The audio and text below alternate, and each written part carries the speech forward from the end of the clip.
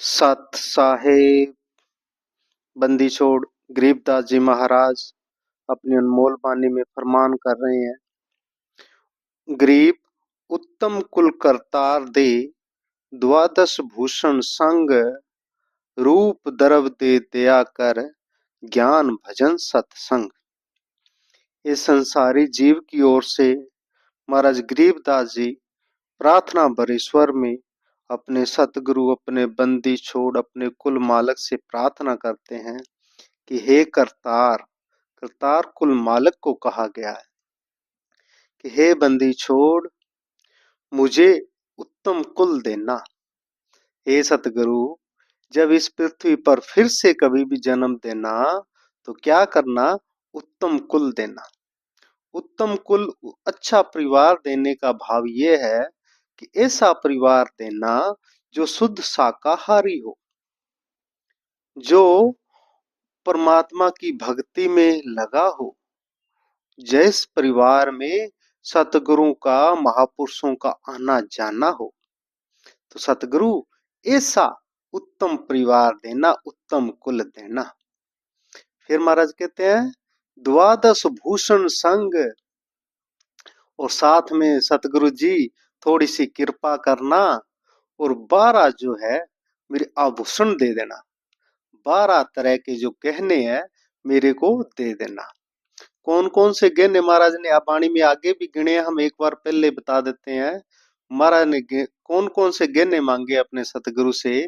पहला मांगा शील, संतोष, श्रद्धा, दया, भक्ति भाव, नम्रता, शौर्य, विवेक, सत्य भाषण, सेवा भाव, क्षमा, परोपकार, समदृष्टि, समभाव, सम बुद्धि।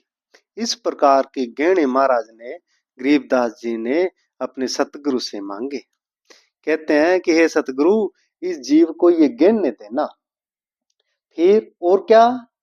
फिर महाराज कहते हैं कि रूप द्रव दे दया कर, ज्ञान भजन सत्संग। कि हे सतगुरु जी, अच्छा रूप देना। देखो, इस संसार में जिसका भी जन्म होता है उसका कोई ना कोई तो रूप होता है, पर दुनियावी की नजरिए से भी देखें तो कई रूप इतने रूप होते हैं कि जिनको देखने से भी डर लगता है, और कुछ इतने सुंदर होते हैं जिनको देख के मन शांत हो जाता है। पर सतगुरु जी यहाँ पे बाहरी जो दिखावे के जो रूप है उनकी बात नहीं कर रहे। सतगुरु देव जी कह रहे हैं कि ऐसा रूप देना। कैसा रूप? जिसके अंदर से उस सतगुरु की प्यार का, भक्ति का एक नूर जिसके निकले। हम देखते हैं हमारे संत महापुरुषों के चेहरे से एक नूर बरस रहा होता है, उनके सामने हमारी नजर नहीं टिका सकते, ऐसा नूर बरसता है। तो कहते हैं सतगुरु, ऐसा अच्छा सा रूप देना जिससे तेरे भक्ति भाव भरा नूर बरसे। उसको कहा है महाराज ने सुंदर रूप। फिर महाराज कहते हैं रूप द्रव्य, द्रव्य कहते हैं धन को। बोले हे सतगुरु देव जी, अगर इस जहान में भेजना है तो थोड़ा सा पैसा देना, धन देना, जिससे मेरी जो हर पल जो सोच है वो धन में ही ना फंसी रह जाए। जब धन से मैं परिपूर्ण होऊंगा तो हे सतगुरु, आपकी तीनों संध्या करूंगा, तीनों संध्या करूंगा, सत्संग में जा सकता हूँ, मैं सेवा कर सकता हूँ। अगर मेरे पास धन नहीं होगा तो मैं 24 घंटे उसी का चिंतन मनन करता रहूंगा। इसलिए हे सतगुरु, अच्छा सा रूप और अच्छा सा धन दे देना, और दया कर, आप इतनी दया कर दो, ज्यादा कुछ चाहिए नहीं। उत्तम अच्छा परिवार हो, अच्छा 12 तरह के आभूषण हो, रूप हो, धन हो, इतनी दया कर दो, हमारे अंदर भी दया भाव कर देना, और ज्ञान भजन सत्संग। तो बाद में इस इतना सब कुछ मिलने के बाद जो मेन मेरी इच्छा है हे सतगुरुदेव, वो आप कृपा करना, दया करना। कौन सी? कि मेरे को जब भी जन्म मिले, जहां भी मिले, पर मेरे को ज्ञान जरूर मिले। ज्ञान से मेरा रिश्ता नहीं टूटना चाहिए सतगुरुदेव जी। और भजन भजन में निरंतर करूं, और नित्य संतों महापुरुषों का मैं संग करूं। ऐसी आप सतगुरुदेव मेरे पे कृपा करें। फिर महाराज बंदी छोड़ फरमा रहे हैं कि सील संतोष विवेक दे, समा दया इक तार, भाव भक्ति बेराग दे, नाम निरालम सार। जैसे हमने 12 पहले ही गिन दिए, उन्हीं में से महाराज ने फिर मांग एक एक करके भी बता रहे हैं कि सील देना। मैं जो है मतलब सीलवत हूँ, संजमी हूँ, ब्रह्मचारी हूँ। सील हो मेरे मन के अंदर, संतोष हो सतगुरुदेव जी, मेरे अंदर संतोष हो। जो भी मिल गया मैं उसमें प्रसन्न रहूं, ऐसी मेरी बुद्धि देना महाराज। विवेक, मैं कोई भी बात सुनूं उस पर विवेक पूर्वक चिंतन कर सकूं, मनन कर सकूं कि ये मेरे सतगुरु के बताए रास्ते पे ये बात सही है और ये नहीं है, और जो सही हो उस पर फिर मैं चलूं। इतनी मेरी विवेक बुद्धि हो कि मैं अच्छे और गलत का निर्णय कर सकूं। हे सतगुरुदेव, ऐसी विवेक बुद्धि देना। क्षमा, क्षमा करना भी मेरे को आए। अगर कोई मेरा मान सम्मान में अपमान कर जाए तो भी मैं हर एक को क्षमा करता फिरूं। ऐसी मेरे को शीलवंत बुद्धि देना, क्षमा का भाव देना। मैं अपने से नीचों को देखूं, अपने से नीचे वालों को देखूं तो उन पर दया करूं, मेरे अंदर दया भाव प्रकट हो। हर पल मैं दूसरों की मदद करूं सतगुरु, ऐसी दया भाव भी मेरे अंदर प्रकट करना। तार भाव भक्ति बैराग दे, नाम निरालम सार। कि ऐसा भाव दीजिए हे सदगुरु, हर पल आपका भक्ति विराग, आपके दर्शन की प्यास बनी रहे। संसार से विराग होकर आपके नाम में लगातार लगा रहूं। फिर महाराज कहते हैं, योग युक्ति जगदीश दे, सूक्ष्म ध्यान दयाल है, अकिल अकिन अजन्म जति, अर्षिद नो निधि ख्याल। भाव महाराज फरमा रहे हैं कि भक्ति की विधि ऐसी हो, जो युक्ति ऐसी हो कि मैं उस पे अपना जीवन पूरा लगा सकूं। और जीवन कब लगेगा? जब हे सतगुरु मेरा शरीर स्वस्थ होगा, मैं शरीर से स्वस्थ हूं, मेरे शरीर में कोई रोग नहीं हो, तो मैं योग कर सकता हूं, कोई इनको युक्ति लगा सकता हूं, महापुरुषों के पास जाके मैं कोई युक्ति सीख के आ सकता हूं, अगर मेरे पास कुछ हो तो। फिर महाराज कहते हैं कि सूक्ष्म ध्यान दयाल, कि मेरे अंदर आपके ज्ञान से ऐसी बुद्धि हो कि मैं सूक्ष्म से सूक्ष्म ध्यान की जो अवस्था है उसमें प्रवेश कर सकूं। मैं काम करता करता भी उस मालिक से इतना जुड़ा रहूं कि अटूट हो। फिर महाराज कहते हैं, अकल अकीन जन्म जति, अर्षिद नो निधि ख्याल। कि मेरा ऐसा विश्वास हो, अटूट विश्वास हो कि कभी ना जन्म हो, ऐसा मन में दृढ़ भाव हो। अष्ट सिद्धि और जो नो निधि है, यह तो एक ख्याल मात्र ही है, ये स्थायी नहीं है, ये व्यर्थ है। हे सतगुरु, इनका मोह मेरे मन के अंदर कभी ना हो। ये हो तो मैं इनका उपयोग संसार के लिए कर दूं, बाकी जीवों के लिए कर दूं। मेरे मेरे मन के अंदर, मेरे हृदय के अंदर ये इतना घर ना कर जाए कि मेरे हृदय से आपका नाम बिसर जाए। इसलिए है सतगुरु, इनको नीचे ही रखना, मेरे ऊपर हावी मत होने देना। फिर महाराज कहते हैं, स्वर्ग नरक बांचे नहीं, मोक्ष बंधन से दूर, बड़ी गरीबी जगत में संत चरण रज धूर। कि हे सतगुरुदेव जी, जो प्राणी स्वर्ग और नरक, मोक्ष और बंधन का ख्याल न करते हुए संसार में नम्रता से जीता है, गरीबी के साथ जीता है, आपके सतगुरु के प्रेम के संग में जीता है, संत चरणों की धूल माथे पे लगाता है, वो प्रभु का प्यारा है, भगत है, उसी का मोक्ष है। अगर जो स्वर्ग नर्क की ही चाहना करता रहे, इससे स्वर्ग इससे नर्क के ही चक्कर में पड़ा रहे, तो वो कभी भी क्या करेगा। जब पूर्ण सतगुरु मिल जाए तो स्वर्ग नर्क जीरो के समान है। स्वर्ग नर्क से ऊपर जो परम धाम है, अगर सतगुरु की चरणों की रस माथे पे लग जाए तो परम धाम परम मोक्ष तक लेके जा सकता है। तो ये बंधन और मुक्ति फिर क्या है। ये स्वर्ग नरक उसके लिए मेरे मन में कभी ना आए। फिर महाराज कहते हैं कि हे बंदी छोड़, प्रमाण कर रहे हैं कि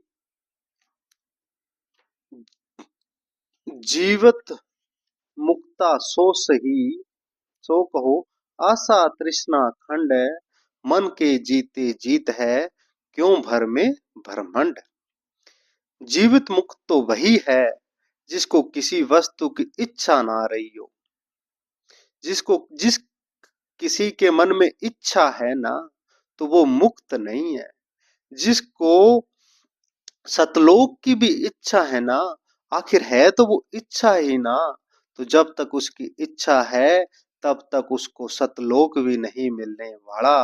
महाराज कहते हैं, जीवत मुक्ता सो कहो आशा तृष्णा खंड। हे सतगुरुदेव, आप ऐसी अपार कृपा करो, मेरे पे दया करो। जो ये संसारी इच्छाएं हैं और जो ये तृष्णाएं हैं, ये सारी मेरी जो है नष्ट कर दो, खंड कर दो। और हे सतगुरुदेव, आप मेरे पे दया करो।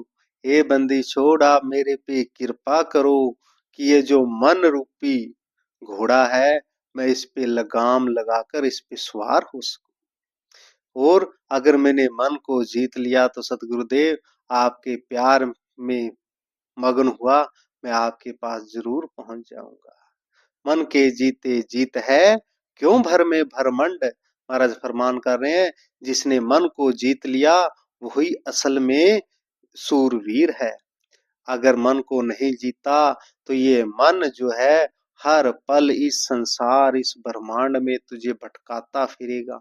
पता नहीं कौन कौन सी जन्म में ये जूनी में तुझे लेके जाएगा। इसलिए मन को कंट्रोल करो, और ये तभी होगा जब सतगुरुदेव कृपा करेंगे।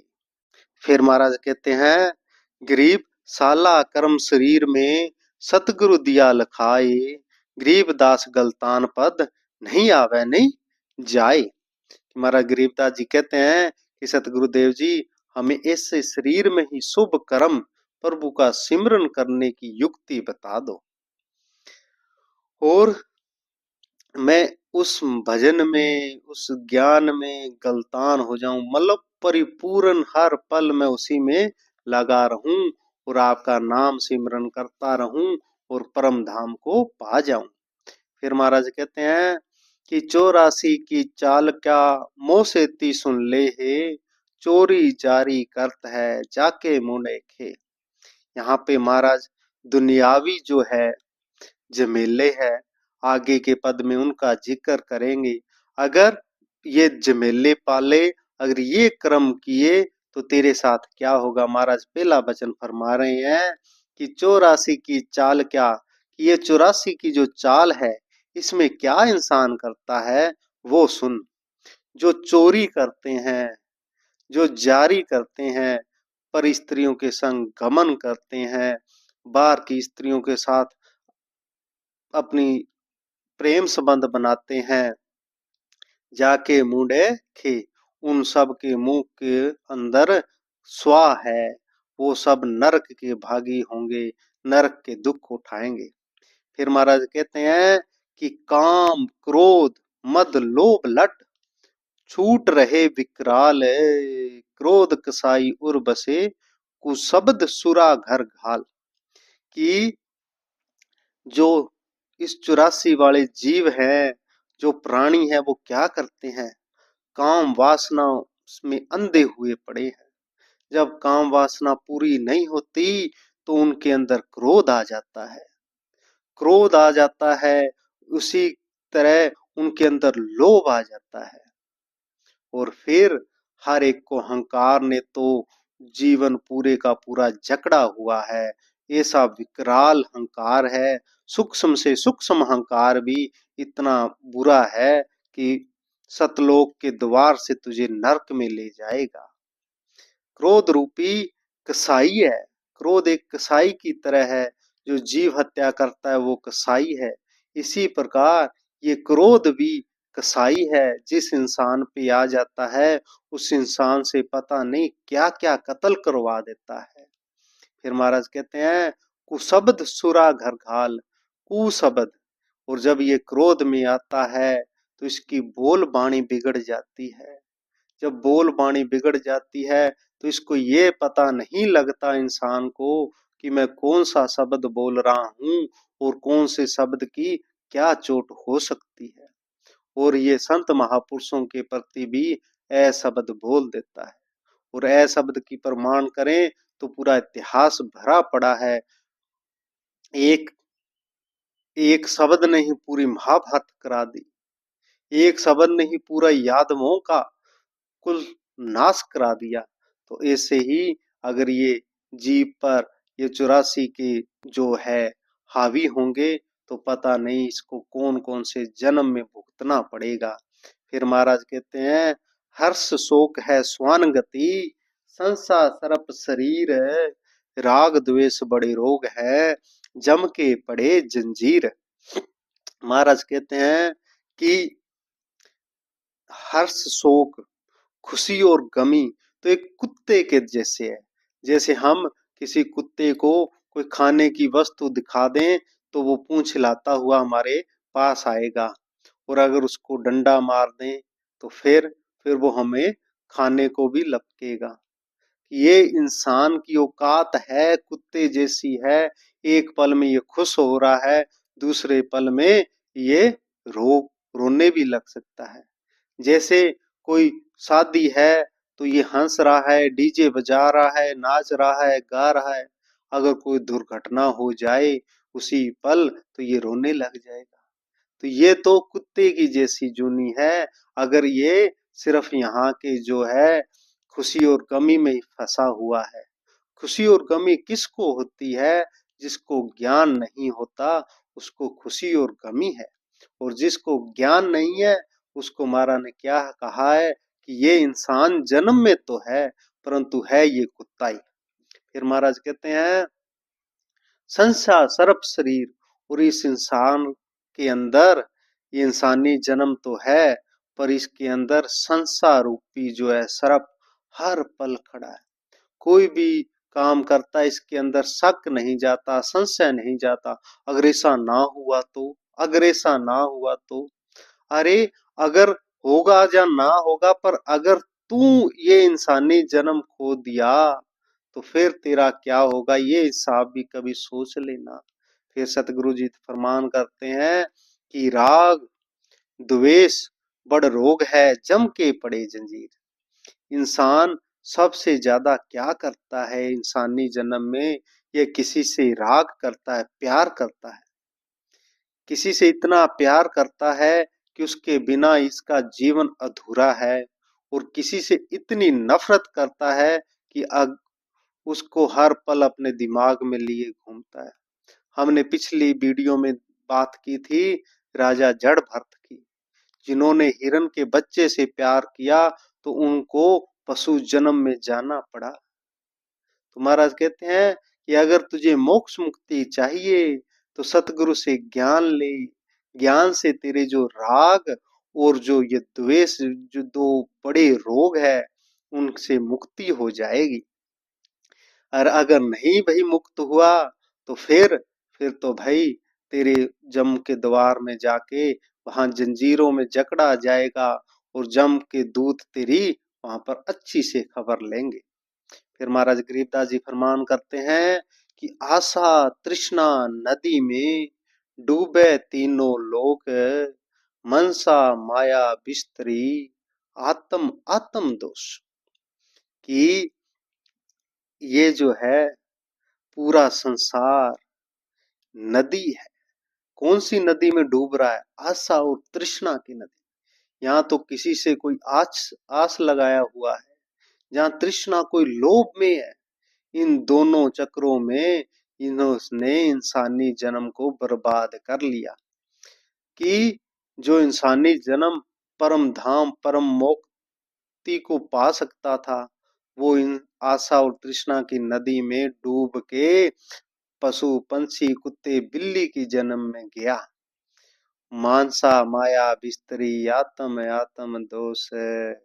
तो इन दुर्गुणों के कारण इस मन ने किया सारा, और इस आत्मा को उस जोनियों में भटका दिया।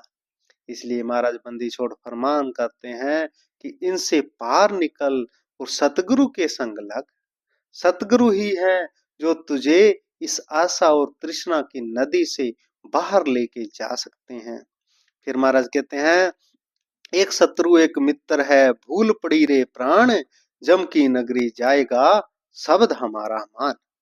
महाराज फरमान करते हैं कि तू सो इंसानी जन्म में कहता है ये मेरा मित्र है, ये मेरा दुश्मन है। कौन मित्र है कौन दुश्मन है? जो आत्मा है, निज आत्मा है, वो कभी दुश्मन नहीं हो सकती, वो कभी मित्र नहीं हो सकती। ये तेरे भाव ही हैं जो किसी को मित्र मान रहा है, किसी को दुश्मन मान रहा है। और इसी जो तेरे भाव है, जो ये मन के भाव है, इन्हीं भूल में पड़ा तू जम की नगरी जाएगा। हम तेरे को बात बता रहे हैं कि तू इस भूल में मत पड़ कि कोई मित्र या कोई शत्रु है। तू अपना नेक कर्म कर, भक्ति में लग, और सब में उस परमात्मा का दर्शन कर। सबके अंदर उस परमात्मा का ही तत्व जान, उस परमात्मा का ही रूप निहार, तो तेरे जम के फंदन कट जाएंगे। फिर महाराज कहते हैं, निंद्या विंध्या छाड़ दे, संत्यों सो कर प्रीत, भव सागर तिर जात है, जीवत मुक्त अतीत। महाराज फरमान करते हैं कि तुम ना कभी की निंदा कर, ना किसी से स्तुति कर। तेरे को क्या जरूरत है? तू जो अपना कर्म है वो कर। अपना जो तेरी ड्यूटी सतगुरु ने लगाई है वो कर। और जब तेरे को समय मिले तो सतगुरु का संग कर, सत्संग कर, भजन सिमरन कर, उसी में लगा रहे। क्यों दूसरों की किसी की निंदा कर रहा है, किसी की प्रशंसा कर रहा है? ये तेरा काम नहीं है। संतों से प्रीत लगा ले, और भवसागर तिर जात है, जीवित मुक्त अतीत। अगर तूने संतों का संग पा लिया तो फिर तू जीता जी इस जीवन में मुक्त हो जाएगा। इस संसारी झमेले से भी तुझे मुक्ति मिल जाएगी। जो ये मानसिक तड़फना है, भटकना है, उससे भी तू सदा सदा के लिए मुक्त हो जाएगा। फिर महाराज कहते हैं, अगर तेरे अंदर ये ज्ञान पैदा नहीं होता तो कैसे होगा? महाराज फरमा रहे हैं, जे तेरे उपजय नहीं तो शब्द साख सुन ले है, साक्षी भूत संगीत है, जासे लाओ ने। कि तेरे अंदर ऐसे भाव नहीं बन रहे, निंदा नहीं छूट रही, स्तुति नहीं छूट रही, आशा तृष्णा से मुक्ति नहीं हो रही, तो ऐसे कर तू संत महापुरुषों के संग में जा, उनके सत्संग में जा। सत्संग में जाके शब्द सुन, साखी सुन, महाराज की वाणी पढ़, उस पे विचार कर, उस पे चिंतन कर। तू तो एक ये शरीर थोड़ी ना, शरीर से ऊपर की वस्तु है, इसलिए उसको देख कि तू है कौन।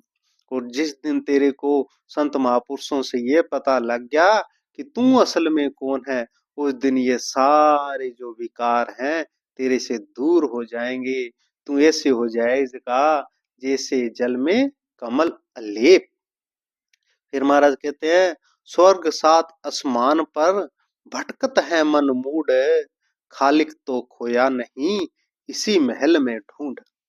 महाराज प्रमाण कर रहे हैं कि कोई कहता है सात आसमानों के पार वो ईश्वर अल्लाह रहता है, और कहते हैं कुछ साधक अपनी समाधि से जाते हैं, समाधि से भी ऊपर उठा जाता है, अलग अलग जाते भी हैं। पर हमारा गरीबदास जी ने इस विषय में बड़ा विस्तार से लिखा है, विचार करेंगे फिर। गरीब लख लख योजन उड़त है सुर नर मुनिजन संत। भी अगर सुर नर मुनिजन भी है ना, लाखों योजनों तक ऊपर उठ जाते हैं, पर उठने से क्या होगा अगर तेरा सतगुरु में प्यार नहीं है, अगर तुझे हर एक कण में, हर एक जरे में वो अगर सतगुरु, वो ईश्वर, वो मालक नजर नहीं आ रहा, तो ऊपर उठने से क्या कोई खास नजर आ जाए? तेरे पास जहां भी है, कोई भी कण इस संसार में ऐसा है जहां वो ईश्वर ना हो। इसलिए अगर तुझे बाहर दिखाई नहीं देगा तो ऊपर क्या दिखने वाला है। फिर महाराज फरमा रहे हैं, करम भरम भारी लगे संसा सूल बबूल, डाली पानो डोलते परसत नाही मूल। महाराज कह रहे हैं कि तू कर्म तो कर रहा, इस दुनियावी कर्मों में लगा है, और दुनियावी कर्म में तेरे को भरम ही भरम है, क्योंकि तू अपनी बुद्धि से लगा है, किसी के कहने से लगा है, दूसरा आके फिर तेरे को भ्रमित कर देगा। और जब तक तू सच्चे सतगुरु के संग नहीं लगेगा, तब तक तेरे अंदर ये जो भ्रम है, जो भ्रांति, जो संसार रूपी सूल है, वो कभी खत्म नहीं होने वाली। जब तक सतगुरु का संग नहीं है, तब तक तेरी हालत ऐसी है जैसे पत्ते धोने वाला। अगर कोई किसी पेड़ पौधे के पत्ते ही साफ करता रहे, तो क्या वो पेड़ पौधा फूल सकता है? महाराज कहते हैं नहीं, डाली पानो डोलते परसत नाही मूल। कि तेरे को खाद पानी जो देना है, वो तो मूल में देना है। और वो मूल कहाँ है? इंसान का मूल कहाँ है? जो आत्मा है वो सतगुरु के चरणों में लगे, यही मूल है, यही सिद्धांत है। जो सतगुरु की वाणी पे चलेगा, सतगुरु के बताए रास्ते पे चलेगा, तभी उसका कुछ उद्धार हो सकता है, बारी दिखावे से नहीं। दिखावा रूपी जो है पत्ते है, इनसे पार जाना है। फिर महाराज कहते हैं कि तेरे को भेद बता देते हैं, श्वासा ही में सार पद, पद में श्वासा सार है, दम दे ही का खोज कर आवागमन निवार। ये जो तेरे श्वास चल रहे हैं, श्वास की साधना, श्वासों के पार जाना है, क्योंकि ये श्वास तेरा जीवन है। जब तक ये श्वास है तू जीवन में है, इसलिए इस श्वास को पकड़कर सतगुरु के बताए रास्ते पे चल और सतगुरु को पा जा।